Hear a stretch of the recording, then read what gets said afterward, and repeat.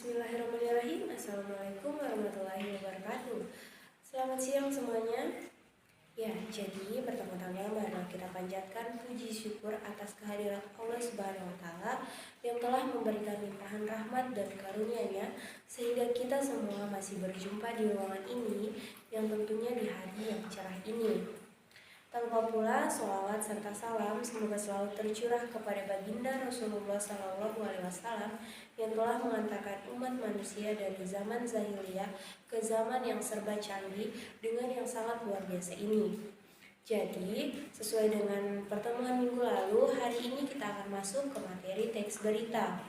Barangkali di sini sudah ada yang tahu atau ada bayangan mengenai apa sih teks berita itu? Kalau belum dipahami, silakan dicatat ya. Teks berita adalah laporan peristiwa yang disajikan dalam sebuah teks dengan tujuan memberikan informasi kepada banyak orang. Nah, kemudian kita masuk pada struktur teks berita. Kenalan sama teks beritanya kan sudah. Lalu bagaimana ya dengan strukturnya? Struktur teks berita terdiri dari 3 bagian, diantaranya yaitu yang pertama, orientasi berita. Apa sih orientasi berita itu? Orientasi berita merupakan bagian pengenalan masalah atau hal apa yang akan dibahas dalam berita. Yang kedua, peristiwa. Struktur ini menceritakan tentang kejadian yang terdapat pada peristiwa atau hal yang ingin dibahas secara rinci dan berurutan. Ingat ya anak-anak, di bagian ini harus menjelaskan unsur mengapa dan bagaimana. Kemudian yang ketiga yaitu sumber berita. Sumber berita ini biasanya terletak di bagian awal berita atau akhir berita. Selanjutnya kita masuk pada kaidah kebahasaan teks berita. Perlu kalian ketahui gaya bahasa yang digunakan pada teks berita itu sedikit berbeda dari teks lainnya yang sudah pernah kita pelajari. Kaidah kebahasaan teks berita diantaranya yang pertama yaitu penggunaan bahasa yang bersifat standar. Penggunaan bahasa yang bersifat standar atau baku akan memudahkan pemahaman banyak orang karena bahasa standar sifatnya universal. Sebagian besar kalangan masyarakat mudah untuk memahaminya. Kemudian yang kedua, penggunaan kalimat langsung. Dalam teks berita, kamu akan menemukan kalimat langsung. Kalimat langsung adalah kalimat yang dituturkan oleh seseorang tanpa mengubah kata ataupun kalimat. Ciri dari kalimat langsung yaitu ditandai dengan 2 tanda petik, ganda, dan disertai keterangan penyertaan. Ketiga, penggunaan kata kerja mental. Kata kerja mental adalah kata kerja yang menunjukkan respon atau sikap seseorang terhadap suatu tindakan. Kata kerja mental memiliki nama lain loh anak-anak, yaitu kata verba mental. Sekarang sudah tidak bingung lagi kan? Kemudian yang keempat, penggunaan fungsi, keterangan waktu dan tempat. Pada teks berita sudah pasti harus ada keterangan waktu dan tempat agar berita yang disampaikan dapat dimengerti dengan jelas dan pembaca dapat mengetahui di mana dan kapan tempat terjadi hal tersebut. Yang kelima, penggunaan konjungsi temporal. Konjungsi temporal ini disebut juga konjungsi yang berhubungan dengan waktu. Contohnya konjungsi temporal yaitu kemudian, sejak, setelah, awalnya, dan akhirnya. Konjungsi ini biasanya ditemukan pada struktur peristiwa yang menjelaskan berita secara kronologis berdasarkan urutan waktu. Kemudian pengertian berita menurut para ahli. Yang pertama, Michel Vicarny. Berita adalah laporan tercepat dari suatu peristiwa atau kejadian yang faktual, penting dan menarik bagi sebagian pembaca, serta menyangkut kepentingan mereka. Kedua, Willard C. Blair. Berita adalah sesuatu yang terkini yang dipilih oleh wartawan untuk dimuat dalam surat kabar sehingga menarik minat bagi pembaca. Kemudian yang ketiga, William S. Moulsby. Berita adalah suatu penuturan secara benar dan tidak memihak dari fakta. Berita harus punya arti penting dan baru terjadi, yang dapat menarik perhatian pembaca surat kabar yang memuat hal tersebut.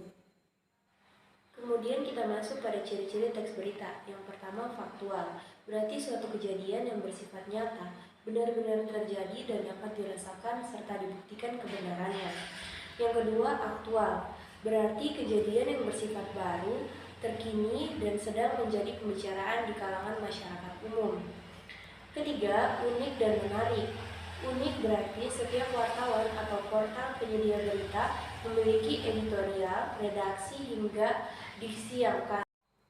Menarik berarti berita menyajikan fakta aktual yang diinginkan oleh masyarakat atau menimbulkan rasa ingin tahu dan ketertarikan dari masyarakat untuk membacanya. Kemudian berpengaruh bagi masyarakat luas. Teks berita harus memberikan pengaruh bagi kepentingan orang banyak. Kemudian yang selanjutnya objektif. Berita yang disampaikan harus benar-benar berdasarkan fakta tanpa rekayasa atau dipengaruhi oleh pandangan atau pendapat pribadi pelapornya. Terdapat waktu dan tempat kronologi kejadian. Berita biasanya dilengkapi dengan runtutan waktu atau kronologi kapan terjadinya suatu peristiwa. Kemudian yang terakhir yaitu bahasa baku, sederhana, dan komunikatif. Pada umumnya, berita berisi tulisan yang menggunakan bahasa baku sesuai PUABI. Sederhana namun tetap menarik dan tidak membingungkan. Ketika dibaca, mudah untuk dikomunikasikan. Selanjutnya kita masuk pada unsur-unsur teks berita. Yang pertama, what, apa? Nama atau identitas dari suatu kejadian atau peristiwa yang baru atau sedang terjadi. Apakah menyangkut hidup seseorang atau kejadian tanah longsor, banjir, kerusuhan, apa yang diberitakan. Kedua, wow, siapa? Siapa saja yang terlibat dalam suatu kejadian atau peristiwa, atau siapa tokoh utama yang menjadi sorotan berita. Kemudian yang ketiga, where, di mana? Unsur ini menyatakan lokasi atau daerah tempat terjadinya peristiwa, di mana kejadian itu dalam kriminal istilahnya biasanya disebut dengan TKP atau tempat kejadian perkara. Kemudian yang keempat, when, kapan? Unsur yang merupakan waktu dari suatu kejadian atau peristiwa yang dilaporkan. Bisa mencakup tanggal, hari, jam, menit, atau umum seperti pagi, siang, dan sore. Kemudian yang kelima, why, mengapa? Alasan mengapa peristiwa atau kejadian yang dilaporkan dapat terjadi. Unsur ini juga mencakup suatu pengetahuan secara detail penyebab dari suatu peristiwa yang telah terjadi. Kemudian yang berikutnya, how, bagaimana? Bagaimana keadaan atau proses terjadinya suatu kejadian atau peristiwa termasuk akibat yang ditimbulkan atau justru yang diharapkan dari peristiwa tersebut. Jika peristiwa adalah acara yang sengaja dibuat seperti konser amal, pentas seni, dan sebagainya. Kemudian yang terakhir, tujuan teks berita adalah memberi informasi dan menambah pengetahuan kepada khalayak ramai mengenai peristiwa yang baru saja berlangsung atau yang dapat menarik perhatian orang banyak. Nah, dari penjelasan Ibu tadi mengenai pengertian secara umum, pengertian menurut para ahli, unsur-unsur teks berita, kemudian kaidah kebahasan teks berita, dan ciri-ciri teks berita, kemudian yang terakhir tadi Ibu jelaskan yaitu tujuan teks berita. Ibu harap anak-anak dapat memahaminya dan dapat mengerti apa yang dijelaskan tadi. Kemudian Ibu minta yang habis Ibu jelaskan tadi tidak hanya dihafal saja, tetapi disimpan di dalam memori kalian ya anak-anak.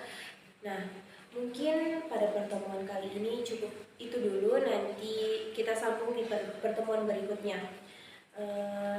Ibu mohon maaf jika ada salah-salah kata. Ibu tutup dengan ucapan wabillahi taufiq wal hidayah. Wassalamualaikum warahmatullahi wabarakatuh.